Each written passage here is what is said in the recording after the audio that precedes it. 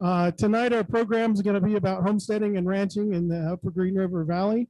This is based on a book that Ann Noble and Jonita Summers spent years writing, I believe. Anybody who's written a book knows how hard it is, but this just took tremendous effort. Really want to thank the Green River Valley program of the Jackson Hole Land Trust because they're the ones that made this project happen. But for now, I think we're going to get Ann up here and she's going to tell us a little bit about the book. By the way, before I forget, as soon as Ann's done, there will be a question and answer opportunity, and Janita will join in on that. Thank you.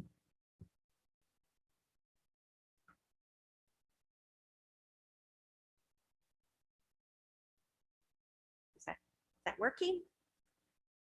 Okay, thank you. And that was just a fabulous report about a very, very difficult year and a successful story of our home museum. Really exciting to hear. I was very excited when Clint asked me to talk about the book that Jonita and I just finally got out. It had hoped to make it for Christmas and didn't quite make it, but it is here now. And I thought I'd start with a little background to why the book came about. I was asked to write this book for the Green River Valley Land Trust, which by the time the book was published had become the Green River program of the Jackson Hole Land Trust. It was supposed to be a simple book featuring a few ranch histories with conservation easements on them for each drainage in the valley. This soon became difficult for me to do because it isn't easy to focus on just a couple of ranches because they are all interconnected through their histories, both in terms of the land and the people. So I then turned a smallish project into a very large one. After several months of trying to do this myself and constantly bugging Jonita Summers with questions and for help, I asked her to join me with this project. She did a tremendous amount of the research and found many of the historical photos. This book took us 4 years. The publishers, Laguna Wilderness Press, added the modern photographs. Various local photographers like Rita Dunham, who is here with us tonight, have portfolios between each chapter, which lend tremendous beauty, I think, to this book. Each chapter features homesteads on a drainage or close drainages to the Green River. Stephen Freeman of the Jackson Hole Land Trust produced maps for each of the chapters, marking geological features, towns, and post offices, most of them gone now. And this is the first of these historical maps ever published. Some brand histories augment the ranching histories, but my favorite parts, though, are the sidebars throughout the book featuring first-person accounts of those who lived this history. A historian can never improve on an eyewitness account. The Upper Green River Valley is the horseshoe-like expanse defined by mountain ranges. The Wind Rivers delineate the eastern edge, the Gros Ventres mark the northern boundary, and the parallel Salt River and Wyoming ranges are to the west. It encompasses the north-south area from the Green River Lakes to Fontenelle Dam. And within the valley, there are roughly 9 drainages.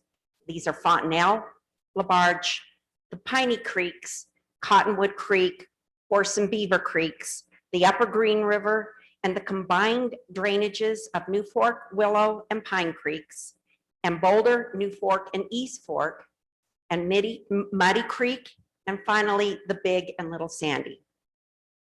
This area is defined by high altitude, fierce weather, breathtaking beauty, and isolation.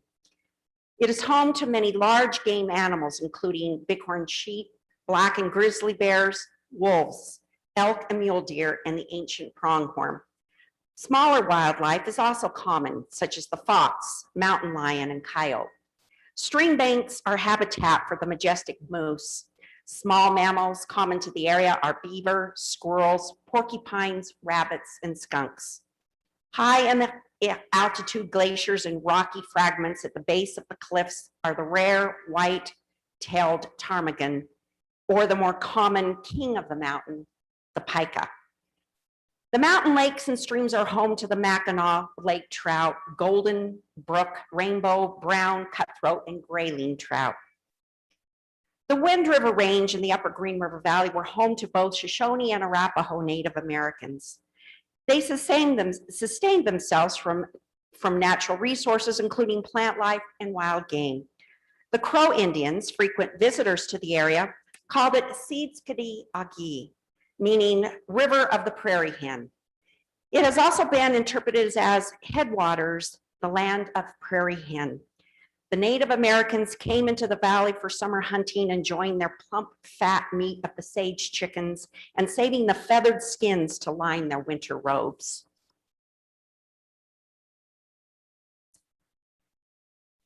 Permanent, mostly white settlement of the Upper Green River Valley moved in the opposite direction of the flow of the river. Crossing the southern end of the valley were two well-traveled cutoffs to the Oregon-California Mormon Trail. The Sublette cutoff and the more northerly route of the Lander Wagon Road were built to expedite travel for westward migration, crossing the country to the Oregon Territory. These roads would be used by tens of thousands of people and even more animals. While these roads were largely used as intended to move people through the vast mid-wasteland of the country, they would also result in some staying in the area. But this did not begin until the 1870s. Immigrant journals characterized the land as inhospitable and uninviting. Native Americans, although seldom hostile, were presented as a continuing source of intimidation. The settlers here and elsewhere throughout the West were taking advantage of the Homestead Act and its subsequent variations. The first Homestead Act was of 1862. President Abraham Lincoln pushed for this to encourage Western migration and settlement. Also, it was needed to raise money for the Civil War.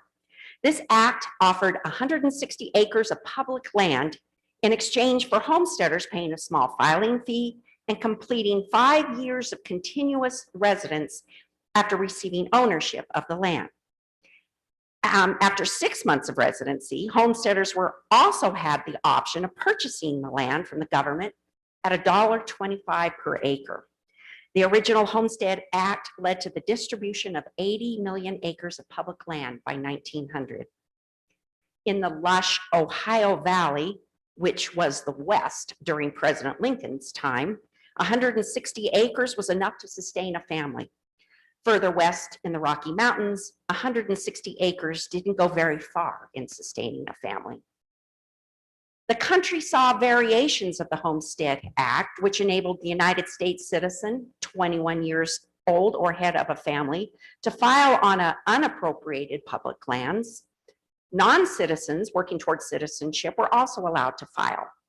For a nominal fee, one could obtain title or patent for this land parcel in return for 5 years residence and proof of improvements on the land, which included 3 of the following: a house, barn, corral, fence, and ditch. This was referred to as proving up on your claim. Wyoming Territory, with its semi-arid region and light rainfall, was more suited to stock grazing than raising cash crops. Unlike the farmer, the cattleman saw opportunity here. He saw boundless land with just enough water and grass to maintain thousands a head of cattle. 2 additional factors would enable the cattleman's success in Wyoming: a surplus of Texas cattle that occurred when the traditional southern markets dried up during the Civil War in the early 1860s, and the building of the Union Pacific Railroad through Wyoming Territory in 1867 and 68. The Texas cattle were driven northward, fattened on Wyoming grass, and shipped to eastern markets on the railroad. Cattlemen soon discovered that, like the native buffalo, stock could graze year-round on the sparse but nutritious prairie grasses that cured on the stem in the dry climate here.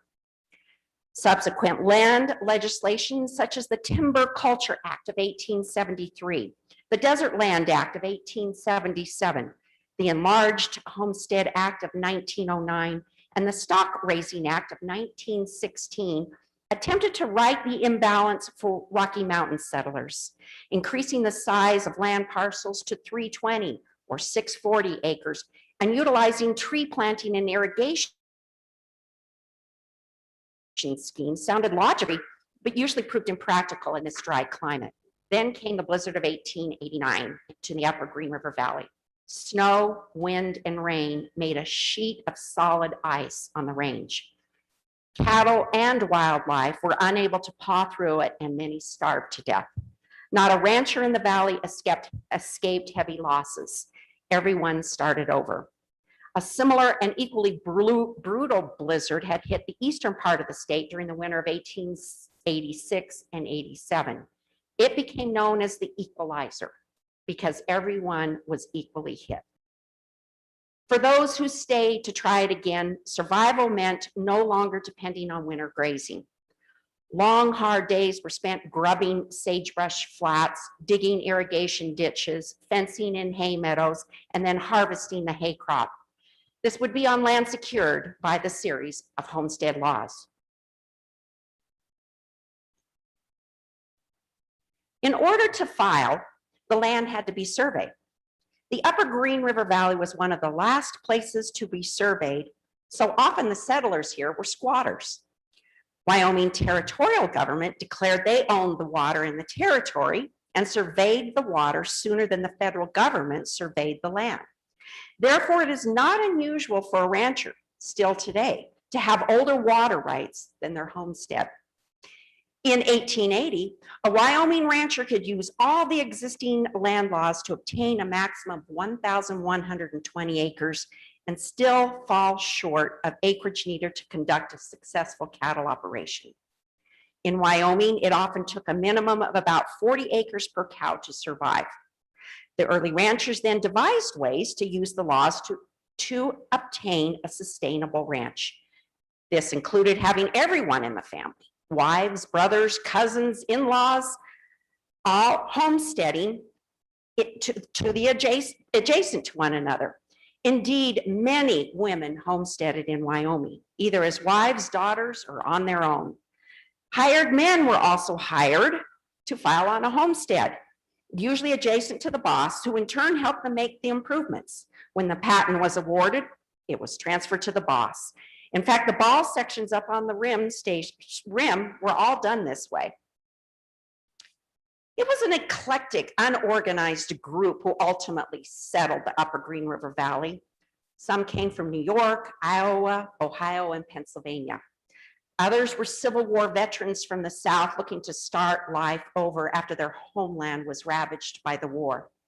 Most had agricultural backgrounds, but not all.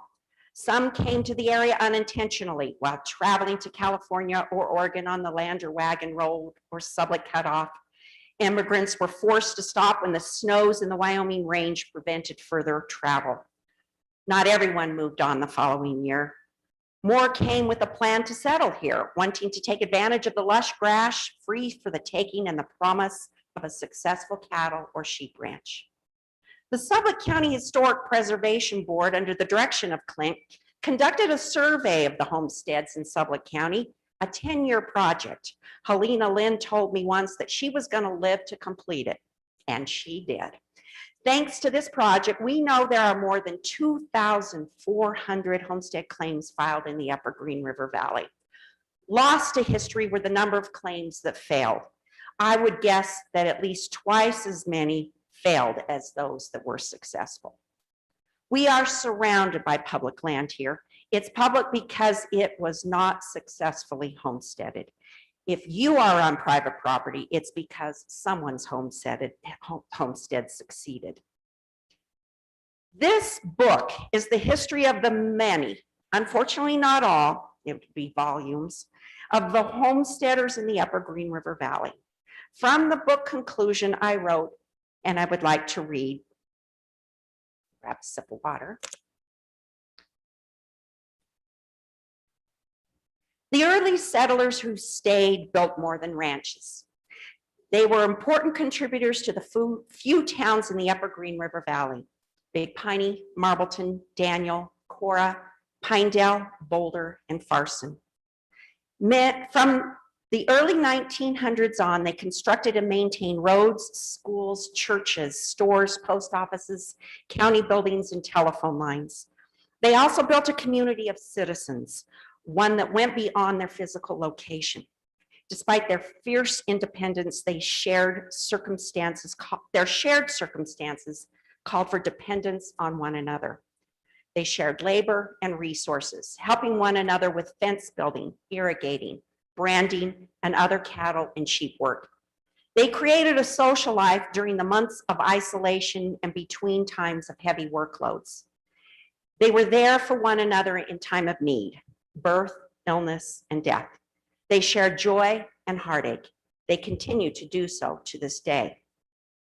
Scattered on high ground throughout the Upper Green River Valley are small cemeteries that silently tell the story of the early homesteaders. Some of the graves in them are marked with weather-worn headstones. Some of these cemeteries are on private ranches, others in communities such as in Viola, Midway, Cottonwood, Silver Creek, and Kendall. These are the final resting places of children who did not survive childhood, dying of diseases in the arms of loving mothers and without medical attention, and of others lost in accidental falls from moving wagons or drowning in the swift currents of the Green River and its tributaries. The adults buried were also victims of diseases, often dying in the prime of their working lives. Women died in childbirth, and men often meant violent deaths. Horse accidents were common, and gunshot wounds likely more so, sometimes the result of an intentional killing, sometimes of an accident, and too often self-inflicted. It was not an easy life for those who tried to homestead in the Upper Green River Valley. Most who came to the area left it. Those who stayed had to overcome almost insurmountable odds. The green, lush springs and summers come after severely cold winters. The climate was hard on humans and animals. The work was arduous, the hours long, and the weather too often brutal. Notwithstanding their intense isolation, the settlers were impacted by distant economic and political forces when they tried to market their sheep or cattle. Yet despite burying their husbands, wives, and children and losing everything to intense winters, some homesteaders stayed, and so did their children, working the same land. In a few cases, their great-grandchildren are still supporting families on the homestead. They made their homes on the prairie, fulfilling Lincoln's vision of a great nation. Ranchers have a deep, close to spiritual connection to the land. They know every part of the land they use in their ranching operations. They can identify the location of sage grouse leks and bluebird nests. They know the favorite hangouts of moose, the walking trails of deer, and the migration routes of the pronghorn. They listen to the land and what its inhabitants tell them. When the gophers hibernate early, ranchers know there's going to be an early winter. When yellow jackets build their hives high on the trees, ranchers know that deep snow is coming. They note the day the sandhill cranes return, which indicate that spring is coming with its renewal of life. They know this because it happens on their land. I thought also to maybe read one or two of the little excerpts that were in the unless you're tired of hearing me.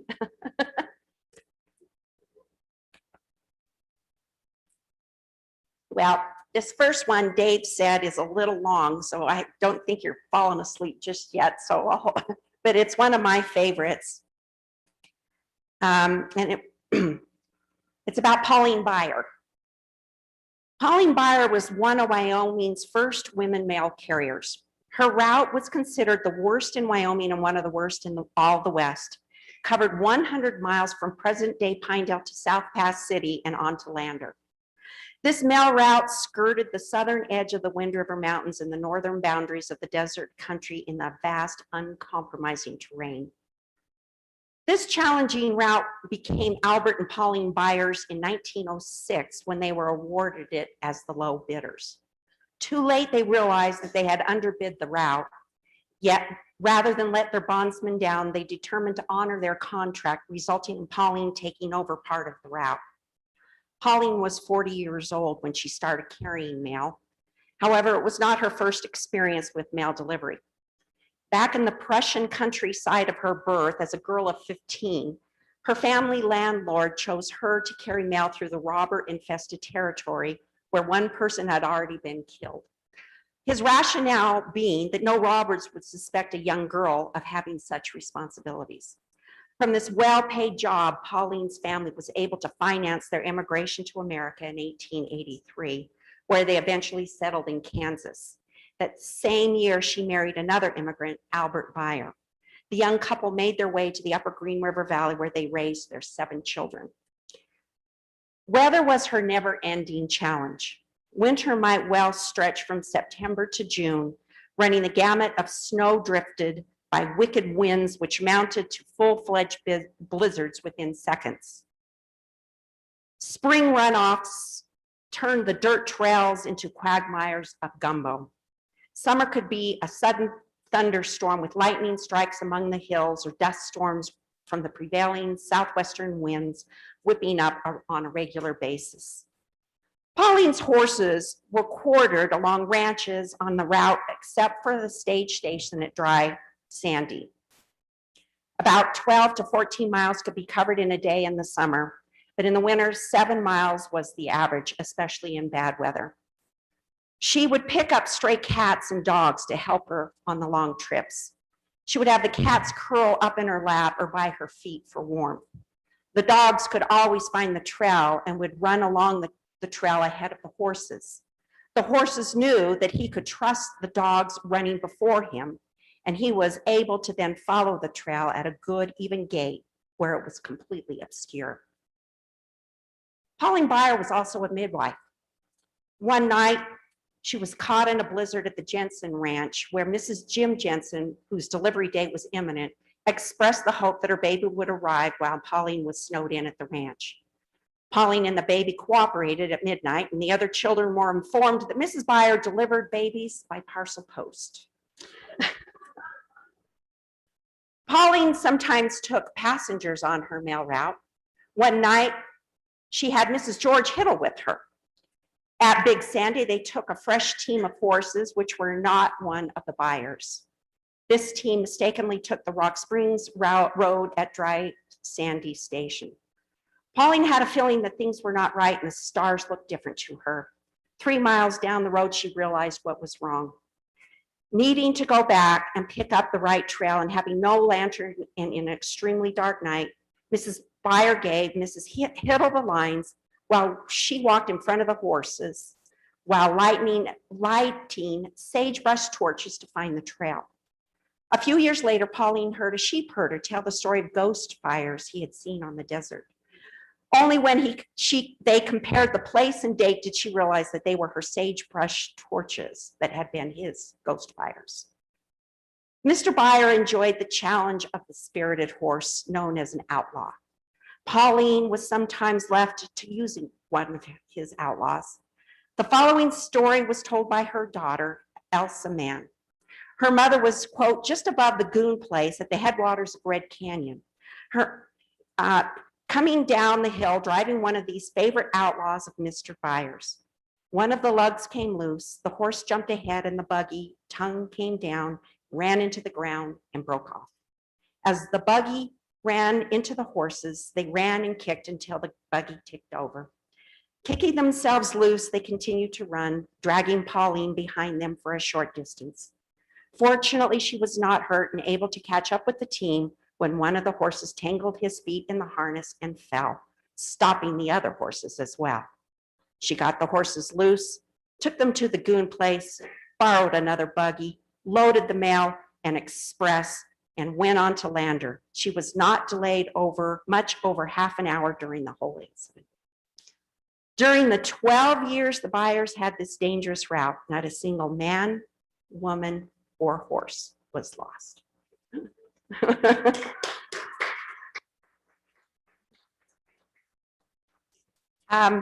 Jonita is on, and so if anybody has any questions and I don't know them, maybe Jonita can help. Does anybody have any questions or comments? Yes, Rita.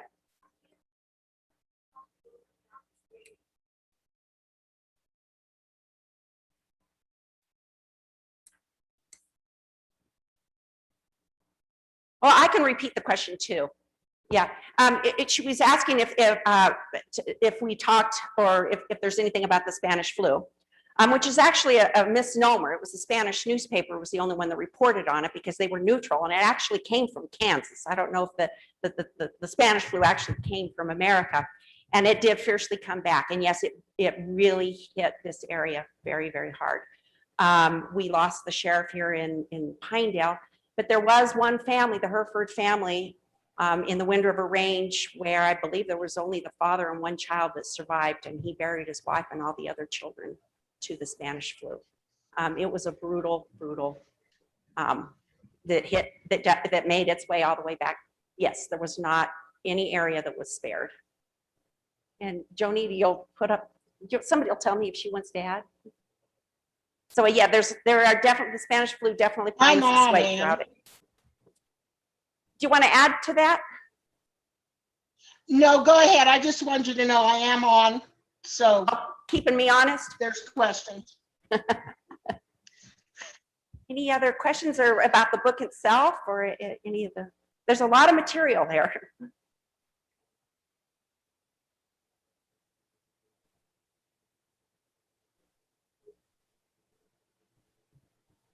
It's the family with the oldest roots remaining. You sort of touched on it. Well, the oldest homesteads, of course, would be down the Fontenelle and LaBarge area. Would it be the Jonita? I want to guess the Barlows were on 8 generations down in Big Piney. That Barlow Ranch. Jonita, what's the oldest ranch and still the same family? Well, probably Miller's because it was Mickelson's. Okay. I was thinking Barlow. And then the villages, which are Barlow's, would be very close, yes. And Hirschler's on Fontenelle would be very old too. How about the Bud family?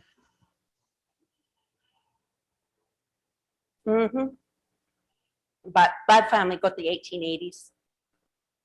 Not quite as old as the others. Yeah.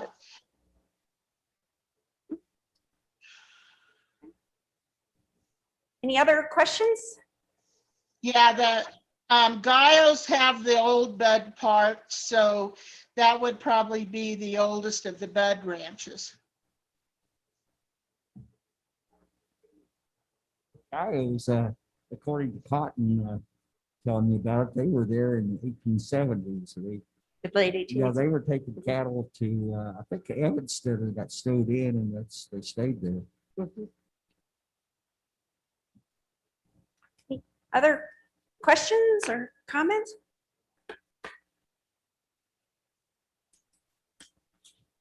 I could also close it with one more reading unless. Any more questions, or you want me to do one more little reading, one little story? Go. The format of the book and the process that you guys went through to produce it, how would you change that? I surprisingly wouldn't. The best part is after 4 years, we're still friends. That's not always the case.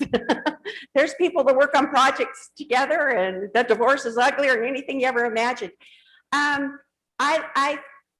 I came up with the idea to do them along the drainages, and I wouldn't change that because that is how that worked out well. And Jonita, it could not have happened without all of her research. She knows the stuff like the back of her hand. So, you know.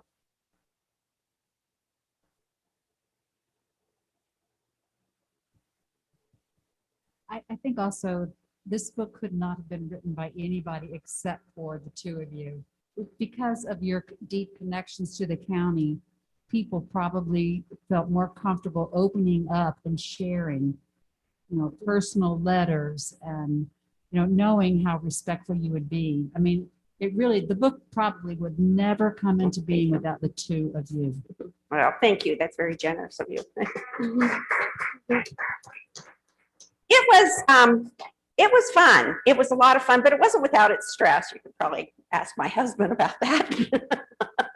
I mean, there was times these kinds of projects are hard. Yeah, but it's an exercise in perseverance, and fortunately, we have that.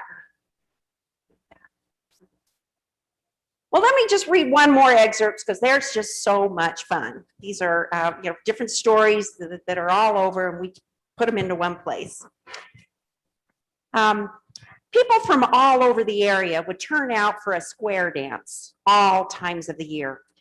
In the cold months of February 1905, two young ladies, Effie Townsend Todd and Ora Yeager, so this would be Daniel, didn't want to miss a dance held at the Hugh Martin Ranch about half a mile below the Burns Post Office. They didn't have a team or sled, but located a donkey. Effie mounted the donkey, and Ora, balancing a cake Effie had baked that morning for the midnight snack, climbed on a hand sled pulled by a rope attached to Effie's saddle horn. A foot of snow had fallen during the day, which made the travel difficult, but in 3 hours' time, a mile an hour, they arrived with cake intact.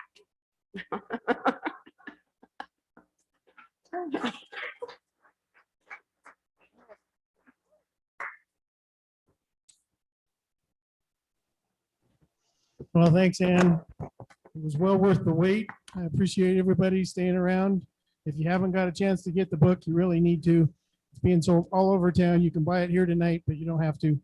Get it wherever you can. This is just a tremendous part of our heritage, and we really appreciate the Green River Valley program and Ann and Janita for making it happen. So thanks everybody for coming.